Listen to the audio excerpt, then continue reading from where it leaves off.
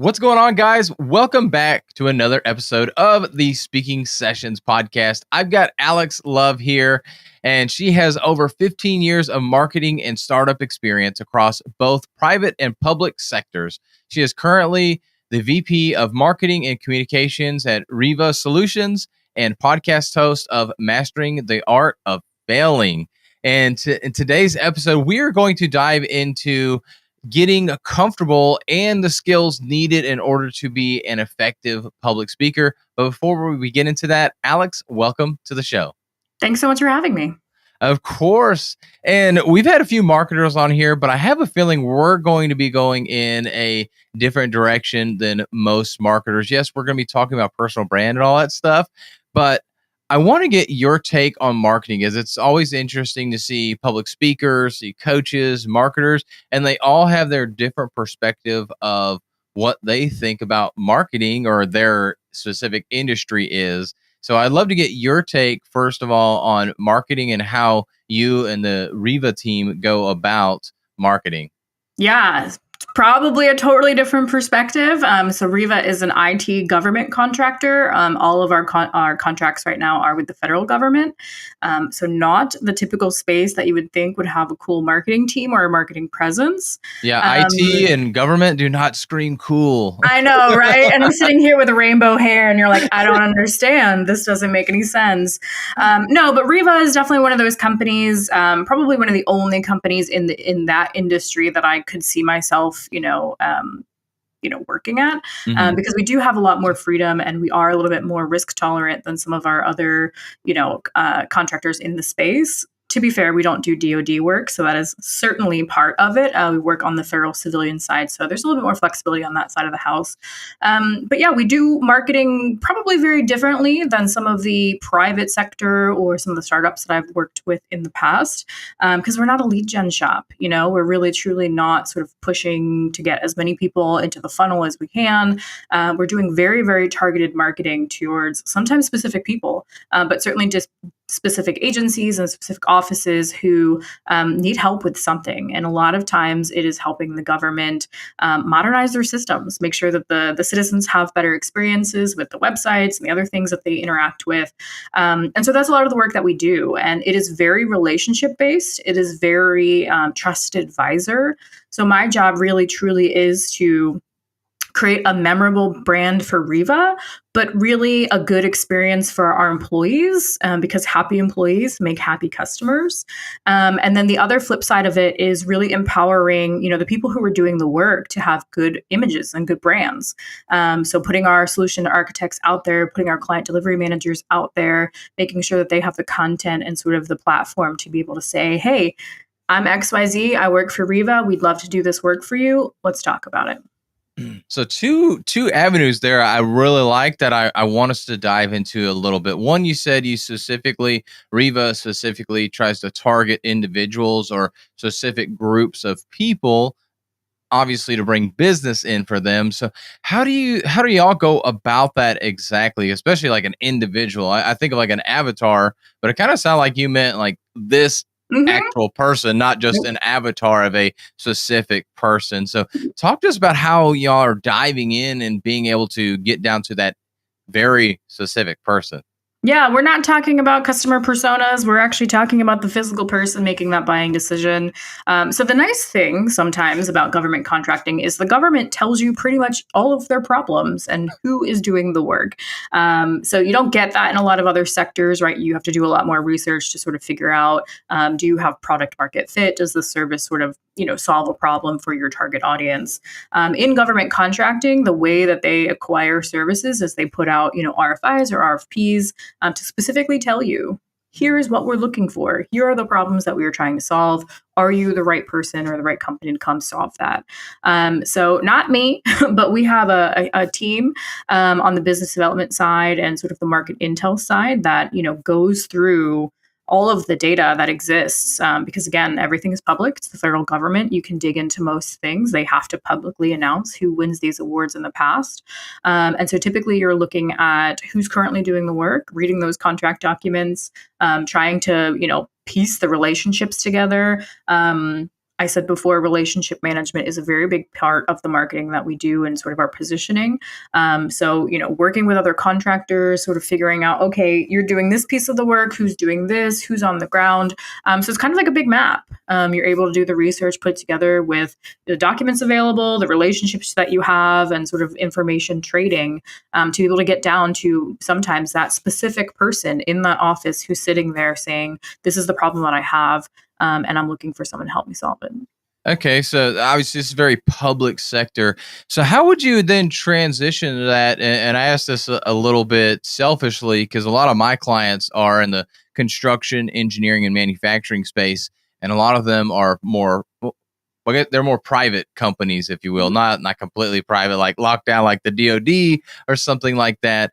But they're still kind of that private person. So we think about like manufacturing groups, they're going to have a decision maker such as a CEO or COO, but they're not necessarily out there on social media. You don't see the people that they're working with, but they're trying to get in with these people. What are some suggestions that you would give for people that are trying to get in with these private businesses to be able to start targeting those type people that are the decision makers of the companies? Yeah, I mean, services is hard, right? I think it's a lot harder to market a service than it is a product, because you don't always have the opportunity to like put an ad up and say, click this thing, buy my pen, right? You're sort of Hmm. telling the people.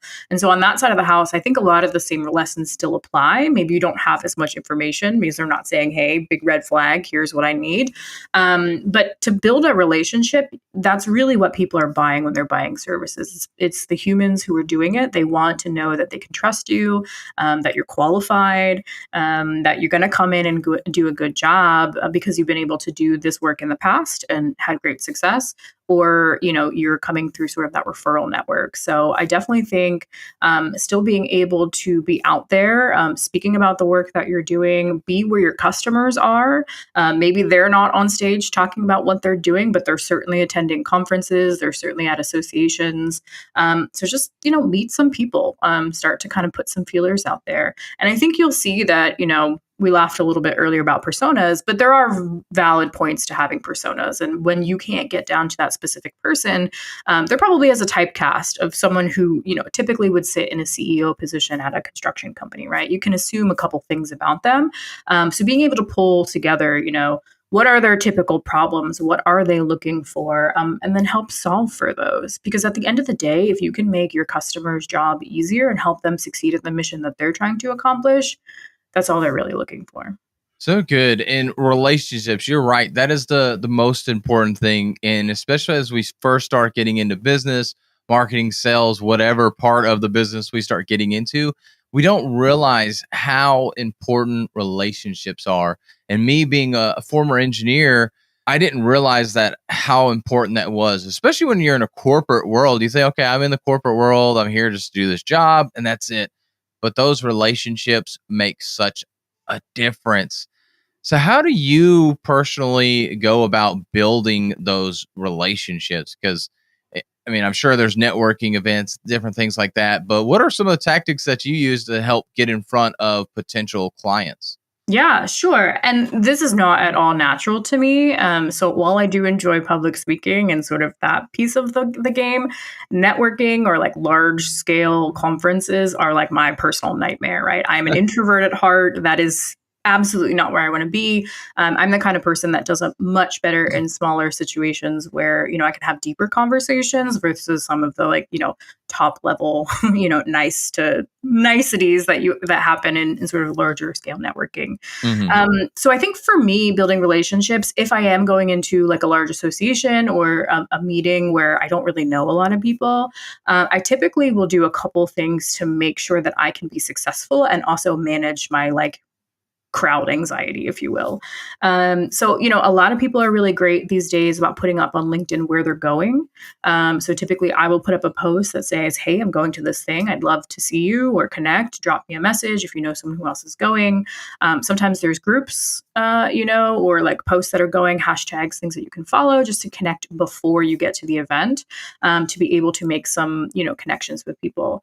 If there are clients there specifically that I know that I need to meet or go talk to, find out where they're going to be, right? Go to their session or sort of understand what they look like and try to find them there. But I typically walk in with a list of like 3 to 5 people who either I connected with before and, I've never met before, that I'd like to connect with, or that I have a very targeted list of customers and people that I need to sort of at least say hello to and introduce myself to after their speech, or sort of catch up with them at some point. So having a really specific list of things to do is very, very helpful when those situations are overwhelming. Because then I know I can get in, have a couple of really dedicated conversations, and then depending on sort of my social battery, I can get out of there if I need to and go home and recharge. But that is still a successful day for me because I've completed the things that are on my list. And then follow up, right? Being able to follow up with individuals afterwards is very, very important. I find the best relationships are the ones that you are able to get sort of below the surface. So being able to remember, people's kids' names, where they work, other places, favorite movies, other things like that. Those things go a very long way. And it is that human connection. We all have common traits. We all like to do certain things. So, I had a client who was very big into CrossFit at the time when I was also training in CrossFit. So that was a common thing that we had, that we would trade conversations back and forth outside of the work. So any common connections that you can make with people, just make those relationships a little bit deeper, and have people a little bit more willing to share information or sort of be willing to put themselves out there for you. So much good stuff right there. And I like how you mentioned about commonalities that we have. Too often we think when we go to like a business networking event that, I've just got to talk business, or I've got to just kind of, hey, how's business going for you? Oh, business is going good for me. And then hopefully a conversation comes up about, hey, well, I would love to work with you. But that hardly ever happens in those situations. And I found when they do, like, hey, yeah, I would love to work with you as a speaking coach. Like, everybody's like, oh, I could use help on that. It never comes like right after that. It comes eventually, but we've had to build that relationship first, which goes back to what you were talking about in the first place. And I do like that you mentioned you being introverted and everything, you having kind of a list of things that you're going to do and at least accomplish that, which is such an important thing. And I've actually advised a couple of friends on that are more introverted or just don't like those big events like you do, or it's like, okay, just get 5 connections at a minimum. And I found as you get in there and like you get to the 5, you're like, okay, halftime is like, oh, that was 20 minutes. I'm not going to just go home now. So let's stay a little bit longer and get more than that. But at least they got that. So worst case scenario, that introverted side was like, get me out of here. I got to go. Like that, you've gotten at least that goal done and everything. So Yeah. just really setting up. It does get easier too, especially if there's a specific organization that you continue to frequent. Then you'll start to recognize people in the room. And that for an introvert just makes you way more comfortable, right? Because you're like, okay, I know I have a couple people that I can go check in on that I see, at this annual conference every year. So if you put in a little bit of work and then start to build relationships within, go a little bit deeper in sort of that organization, it does get a lot easier. Yeah, and that's an important thing as well, like building those relationships like that. And it just takes time, especially if you're going B2B. B2C, not quite as much, but when you're going from business to business, it's a lot more time based. You have to give that time, really build that relationship, get in with those people that are the decision makers, is they realize you're there at that event and they know they're the decision maker, they're the decision maker. So they have to be guarded a little bit as well. And they can't just, oh yeah, let's do business with everybody, because then they probably wouldn't be able to do business. Or now they're going to have 500 marketers that they're somehow working with. That's not going to be successful. Or 500 speaking coaches, whatever it is, and everything. So really just building that relationship. And that actually happened with me recently. Had been building this relationship with a sales guy for a manufacturing company, or they go in and help out with some quality topics for manufacturers. And we had built this relationship and he had kind of started introducing me. And then they had their own event. And this is something I want to go to next for us, but they had their own like lunch and learn kind of thing and to introduce themselves. And they plan on doing trainings after that with these lunch and learns. But I got to meet more of their team there. And then this last week, there was actually a 2-day conference for manufacturers for supplier diversity this week locally. And then I happened to see them there. So just kind of getting to see them multiple times. Like, hey, I was at your event. Now you're seeing this event. And we're there meeting each other.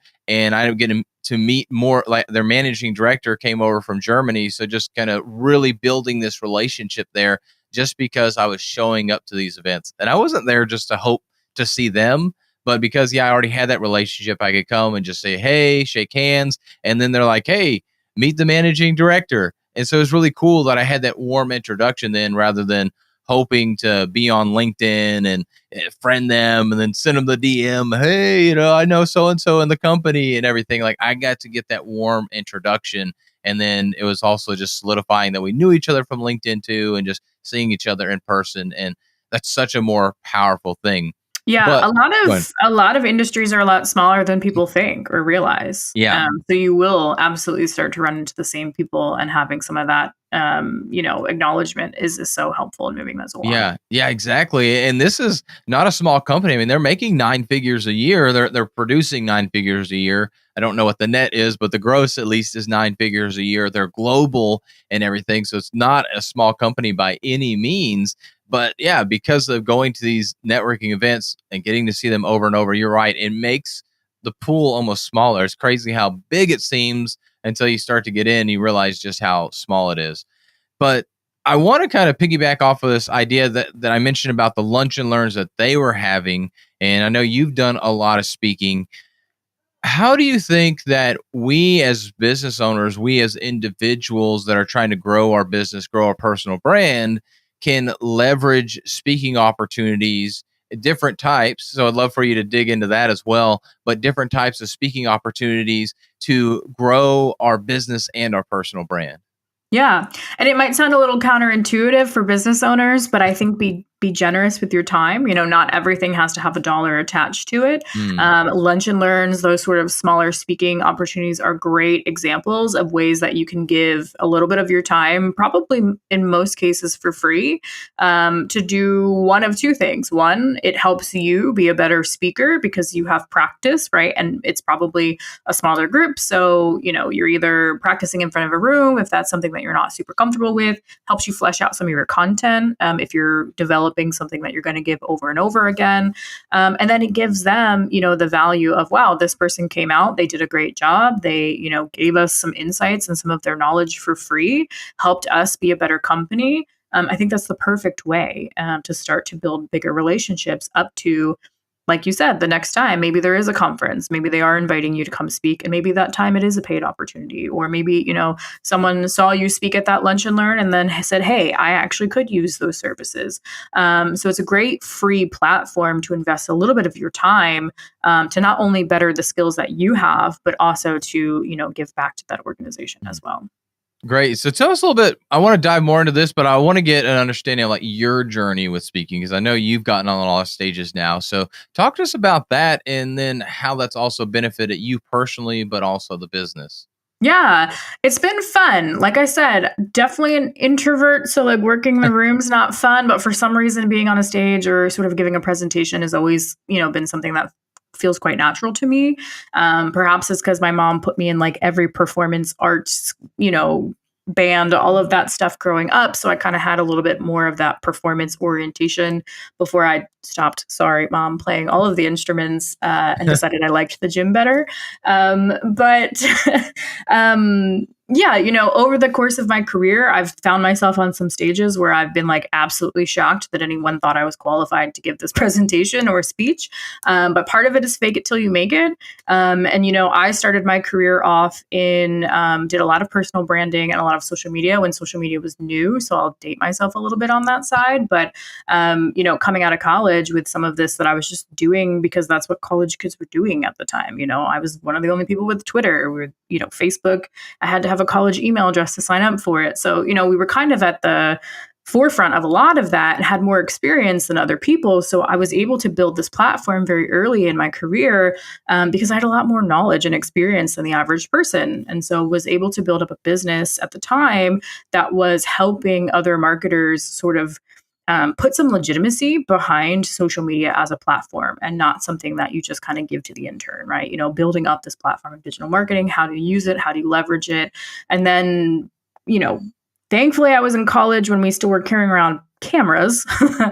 And the entirety of the things that happen in college are not online, but really found a niche helping people sort of think through, like, how do I navigate this new world of all of these pictures and comments and things that I may have decided at 18 was a good thing to put up there, but maybe now that I'm 20 something looking for a job, this is something that I would like to help clean up. So did a lot of work in the beginning of my career helping people sort of think about that personal brand and how to build it up and clean it up, and how to maintain some of that.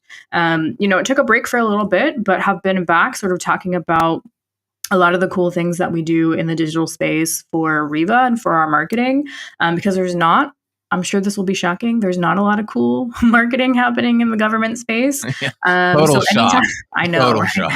So anytime we put out like a cool campaign or something that's a little bit more edgy, we get a lot of views for it, and people always kind of want to hear about it. So the coolest example was something we put out a couple of years ago, and we got awarded this contract vehicle. And what typically happens in the government space is it goes under protest, which means that you can't do the work until the court system says yes or no. So it's pretty common, unfortunately, and we didn't really think about the marketing for this vehicle until we were out of protest, and then it popped up, 2 years later, and we're like, oh, we didn't think of anything. So we ended up putting together this Office parody video, because it was like the "It's Happening" meme. If you're familiar with that, that was sort of what we pulled on, and did a parody with the CEO and a whole bunch of other people, sort of in the Office style interviews, talking about this contract vehicle that was finally available to us, just as fun. And we meant for it to be like for our partners on the vehicle with us. We never intended to push it publicly, but everyone loved it so much that we decided, why not? Like, if it totally crashes and burns, the internet moves very fast, we can pull it, it's fine. And we won an award for it. I got to speak about it and talk about all the metrics behind it and sort of where it came from, the genesis of that. And it was really, really cool to see something that's like a silly idea that's, in your head when you're walking your dog, that I took a risk on, become something that like people still to this day bring up and like, oh yeah, you guys did that video. So you never know when there's an opportunity to speak on cool things that you're doing, because people are watching you, whether or not you know that. People Yeah. are sort of watching your career, they're watching what you're doing, they're looking for opportunities to sort of better themselves. And so my philosophy on that is like, I'm an open book, I'm not gatekeeping any of the stuff that we do. I'm happy to sit down with anybody and sort of talk about the things that we're doing, because at the end of the day you have to execute it. And if you don't execute it, you're not going to be successful. So my secrets aren't going to go very far if you guys can't, if you don't do the work. Exactly. And that seems to be most of any service-based business. It's really the hand holding that has to happen, except for maybe if you're a general contractor or you're doing contract work, let's say like doing pavement or something. Yes, you can. You're going to doing the work. You're not going to hold somebody's hand to make them do the work. They'll just pay you for it. But anyways, most service-based businesses, that's what it is. Like you're going to be holding their hand to make sure that they do that work. Holding them accountable is really more of it. Yes, you're going to guide them along the ways, but you could teach them all day long. But most people, like you said, will not execute for whatever reason. Just won't execute until they're told do this thing. So yeah, I believe in sharing the secrets as well. That's why I have the podcast. Why on social media I talk all about public speaking and communication, because I know people aren't going to take that action most of the time, but I hope that they will through the information that I provide and having guests like you on the show to help them understand why this is important and how it's not that hard. You just got to get started and take that action. Yeah, absolutely. Yeah, and you going back to that commercial, I found sometimes it just flops. It's the easiest flop, but also I find that typically going with those things that seem like the silly thing or seem like the thing that's not going to go quote unquote viral tend to be the things that relate the most to people. Going back to that meme, I'm sure a lot of people watch The Office, so there's that side of where they're like, "Oh yeah, that's hilarious. I love The Office." But then there's the other side where we can all relate to a time that we were just hoping something would happen. And then it took so much longer than we expected. And now we're like, oh, like we're just finally excited about it. That, or it seems like when it's say in the corporate world where management decides finally after 2 years and you've already figured out a different solution, they're like, okay, we can do this. And then they expect you to be excited about it. Like, I just kind of think about that too. It's like, oh, it's happening. But well, we already fixed it, so we're not really going to do anything with Yeah. it. But they want you to be all excited, like, oh, cool, yeah. Yeah, and that was kind of what we were going for, right? A lot of people are Office fans. A lot of people sort of would have gotten that reference. And so that was a human connection point that we figured all of our partners would appreciate. Turns out our customer on the other end, so I'm actually from New Jersey originally, and the contract's name, the acronym is BOSS. So that was a part of the campaign. We sort of defined what that meant. But I threw in a Bruce Springsteen cameo. For me, that's the only boss that there is. And it turns out I, went to go see one of our communications clients speak from that contract. And she's a huge Bruce Springsteen fan. And I was like, hey, do you want to see something? So you just never know where those like point of, connections are going to come. And I threw it in just to be funny because that's, who the boss is to me. But it actually held some value to the customer as well. So it was a nice that was a connection point. But, to your point, not all of the funny ones work out. Sometimes they're a lot funnier in your head than they are otherwise. I had years ago, I worked for mobile moving and storage company. So we were helping to sell franchises, and they really wanted to get to the college market to help, individuals move in and out, sort of do summer storage for individuals who were, went to college very far away from where they lived. And we did a whole bunch of like really sort of edgy sayings related to moving and stuffing boxes and things of that nature. And the t-shirts did really well, but we tried to convert that into a commercial, and that was like, did not work at all. And sort of that was one of the moments where I'm like, okay, maybe we pushed it a little too far with that. We should have just stuck with the t-shirts that everybody really wanted. But the commercial, not so funny on that one. Yeah, I could see where that would happen. And right, different mediums. So depending on where you're at, it'll work better than other places. And easy one from a social media perspective is Facebook. Going to be completely different than LinkedIn will be, as we all, there's that meme that goes around where it's like my Facebook profile, Tinder profile, LinkedIn profile, and then one other one I can't remember, but just 4 different profiles. And of course the LinkedIn one, you're always like in this nice suit, and then like the Tinder one is like, just your thirst trap or something like that. Just so crazy, like complete opposites, but you are the same person, but depending on the environment, you kind of have to adapt a little bit there. I want to take us back a little bit. We talked a lot about the business side, talked about you, but you mentioned also within y'all's business at Riva that the individuals that are the account managers and the sales people and stuff, they're building their personal brand. So talk to us about how they are bringing themselves out. Obviously, it's ultimately going back to Riva, but they have to be their own individual person as well. So how are they building up that personal brand and using their communication and speaking skills to do that? Yeah, sure. Going back to not gatekeeping and sort of giving secrets away, that's a big part of our strategies to just to push those people forward in their own vertical. So while, Riva does IT, and that, that's not my wheelhouse, don't ask me to do IT. I'm the marketer, I'm the communicator. So I'm out on podcasts like this talking about the marketing that we do, and that's a very much a part of my personal brand, is talking about the cool stuff that Riva does, but how we empower that and how we're marketing it.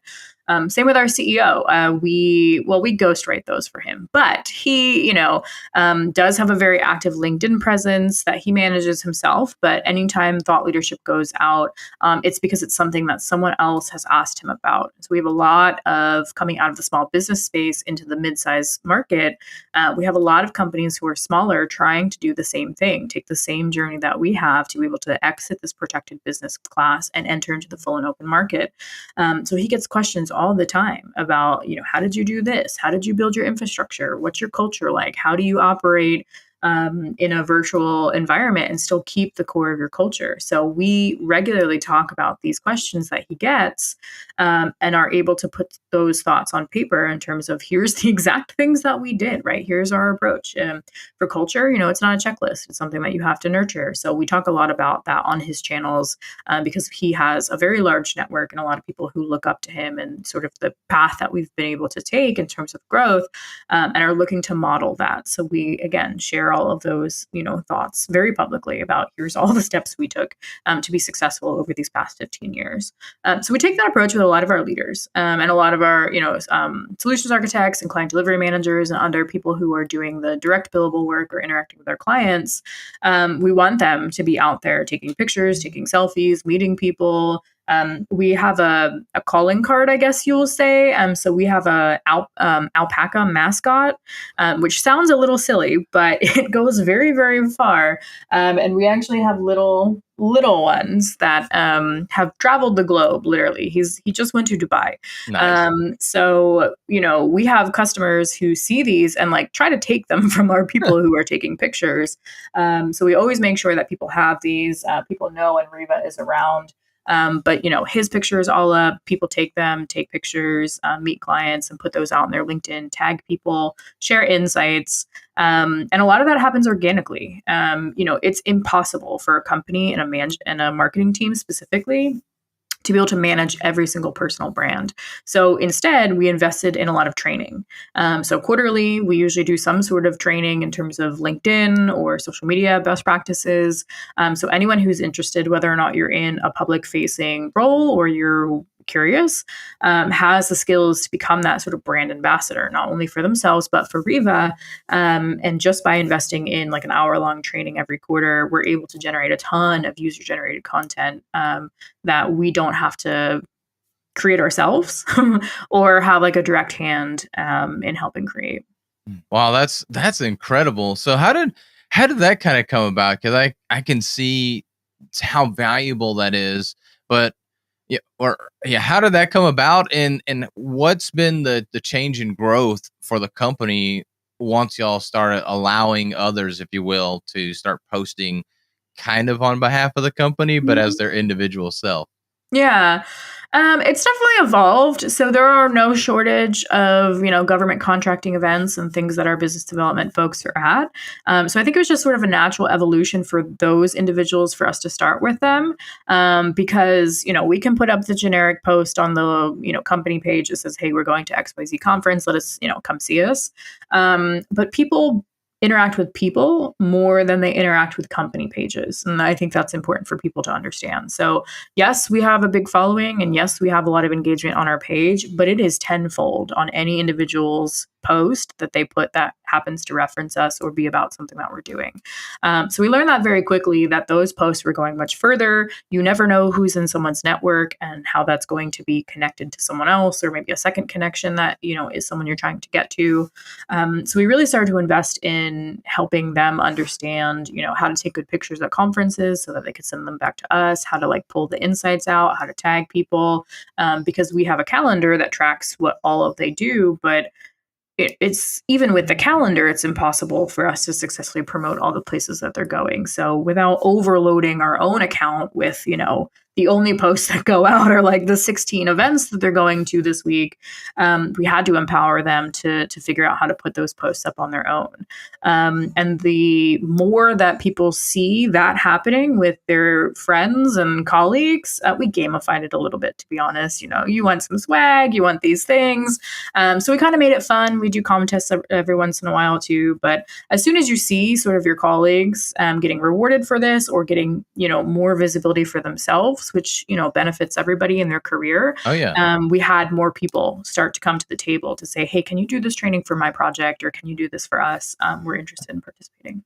That's awesome. I think that's a great way to really go, like you mentioned about you have to build the culture up and nurture it. It's a great way to build that up and get that excitement there and everything. And I know I was listening to Andy Frisella, his podcast a while back, and he's a pretty successful business owner in his own right. And he talked about a lot of the stories he'd post on like Instagram. The ones that got the most views and engagement were the ones of him being in his warehouse. Oh, hey, look, we're out here doing this thing. And he thought that was the most basic stuff that nobody would really care about. But that's what people seem to care about the most. Like, oh man, it made them relatable, made them feel like they were the same, even though he may have been really ahead of them in business and everything.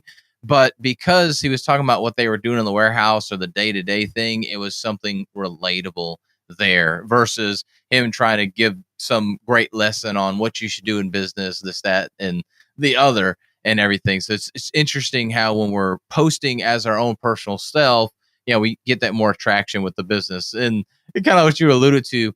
If you're at 16 different events on one day and the business page is posting about that, that would get really old really quickly. Cool. Y'all are all over the place. That's great. Happy for y'all. But if the individuals are doing that, it just shows like, oh, cool. Like this individual, I like this person. I'm going to follow them. And then that'll eventually will lead back to the company. Yeah. It's very unique. And we've started doing like wrap up posts, right? Like, here's all the best pictures from the week. Here's all the places that we were on the company page, just again to kind of highlight, hey, we've been all these places, but all of that content's been shared by the individuals throughout the week.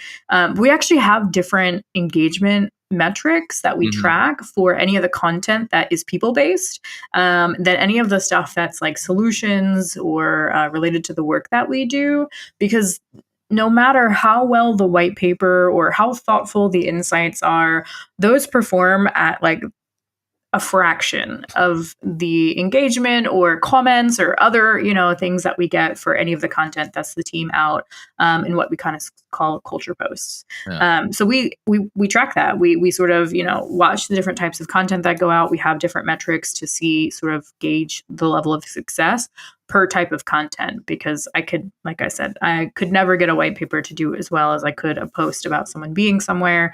I'm not trying to. I do have to stick that out in the universe. We do have to have content and talk about the work that we do. And so we try to do our best to balance it on the work account for the different types of posts we post. Yeah, of course. That makes a lot of sense. What metrics are y'all tracking on that? I'm curious. Yeah, I mean, we tout on some things, in terms of follower growth. It's not as important to us anymore. Sort of once we hit like a 10,000 threshold on our community on LinkedIn, we sort of were like, you hit this new growth slowdown. We've noticed a lot of our competitors are sort of in this space too, that, LinkedIn just starts like shutting down a lot of your traffic once you hit certain points, if you're not advertising, which we're not. We do everything organic, because when you advertise, you're paying for followers, you're paying for things, you're not going to get the quality engagement or the customers that you're really truly going after. So totally organic. But really we're looking for engagement metrics. So, the reshare is the big one for us. We want everyone to be resharing the content, adding sort of their comment, their value. Just general comments are very impactful for us too. And then like at the bottom of the tier is just like, give us a like, just to get the content out onto the algorithm. But reshares is the big one that we go for. Okay. And then kind of taking us back to the public speaking, we talked about a lot of different things, and we're here on a podcast, obviously, to help grow your business and grow your personal brand and everything. But there's different ways we can get ourselves, personal brand, our message, our business out there. If somebody maybe that hadn't taken any steps today, what would you suggest for them to start with outside of social media that they could do? Let's make the assumption that they're already kind of posting on social media, being pretty active there. What can they do from a speaking perspective, whether it be podcast, stage, lunch and learn, you name it? What would you suggest for them to do as that first step? Yeah, I think there are no shortage of podcasts to be on. And so I think being on a podcast is probably one of the easier things to attract, to find different places to sort of practice those speaking skills. And, a lot of people have more stage fright in person than when you're behind a computer. It's a little bit safer of a space. You can read notes if you want to. You can have things around you. So I think a podcast is a pretty easy way to get in. And there's a lot of new podcast hosts who are looking for guests who are just as inexperienced as you are. So you can definitely fake your way through your first interview if you haven't been on one. But I also think another opportunity would be, a lot of companies, like you said, have lunch and learns or internal presentations. I think that's a really good way to practice some of your skills on a safer environment too, in person, with people that that is a much smaller audience that you can be speaking about something that you have a lot of experience in. So if your company offers opportunities to do lunch and learns or, take a presentation or do something like that, I think that's another great way to get started. Nice. And so you would suggest guesting versus hosting your own podcast then, or is that something also that you would suggest in there, but it was just the guesting is obviously easier than trying to host your own podcast and keep that up? What's funny? I think I hosted my first episode before I guested my first episode. And my co-host has another podcast, so was a lot more experienced at that. And I have a consulting background, so asking questions for me is easy. But I also like answering questions. I think you become a better host if you have the guest experience, Mhm. because very quickly I realized how much better that my co-host Elliot was on like sort of bouncing and being able to say pick up cues, because he'd done it so many more times.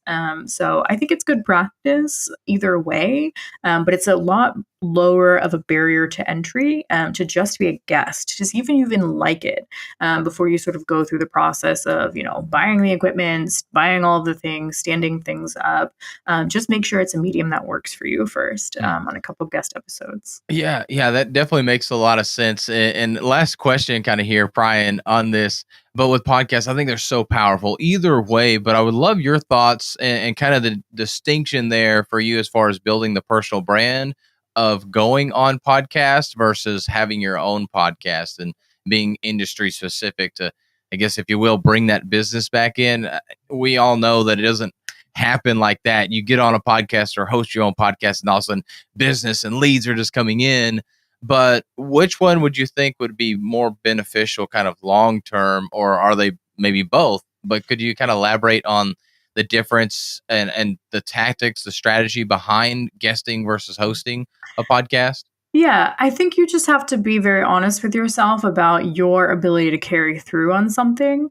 So if you're going to stand up, and I think this happens with a lot of things, email marketing, blogs, podcasts, whatever it is, something that requires consistent content, you have to deliver consistent content. And you have to have a plan for that. So if you have no experience, or you're not, the type of person who thinks that they're going to carry on with something long term, starting up a podcast, probably not a good idea, because you do have to, you probably have to get at least through 10 episodes to call it a season if you wanted to take a break from there. So there's a lot more legwork that happens in terms of, prepping, sort of figuring out who your audience is, pushing, promoting it, getting the correct guests on, editing, all of that. If you don't have a lot of those skills, I think guest hosting would make more sense. There, like I said, there are no shortage of opportunities within your specific industry. Just do a little bit of research, to be able to find some of these podcasts that you can guest speak on. And the barrier to entry is a lot lower, depending on sort of your level